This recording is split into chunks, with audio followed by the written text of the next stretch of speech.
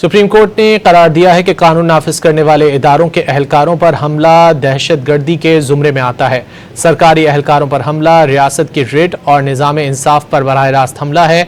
अदालत ने लाहौर में 2 पुलिस अफसरान और 1 कांस्टेबल को कत्ल करने वाले मुजरिम मुश्ताक अहमद की नजरसानी दरख्वास्त खारिज कर दी है।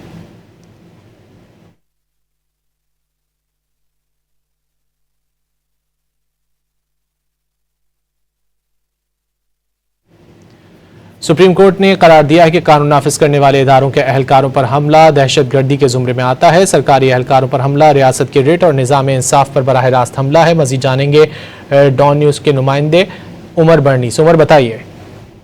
जी बिल्कुल, सुप्रीम कोर्ट के जस्टिस इश्तियाक इब्राहिम की जानिब से तहरीरी फैसला जारी किया गया है, जिसके मुताबिक अदालत ने लाहौर में 2 पुलिस अफसरान और 1 कांस्टेबल को कत्ल करने वाले मुजरिम मुश्ताक अहमद की नजरसानी दरख्वास्त खारिज कर दी है।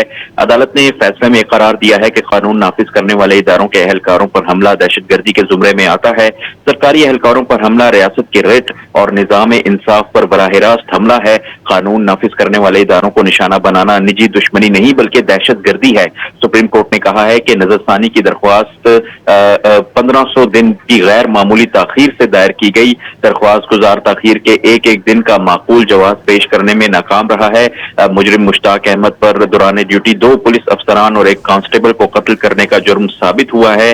मुजरिम ने सरकारी फराइज की अंजाम दही के दौरान पुलिस एहलकारों पर फायरिंग की। ट्रायल कोर्ट ने मुजरिम को 3 बार सजाए मौत सुनाई थी। सुप्रीम कोर्ट ने अपने पहले फैसले में सजाए मौत को उम्र कैद में तब्दील कर दिया था, जिसके बाद आज मुजरिम की जो नजरसानी दरख्वास्त है उसको भी अदालत ने खारिज कर दिया है। जी बहुत शुक्रिया उमर बर्नीन तफसीलात के लिए।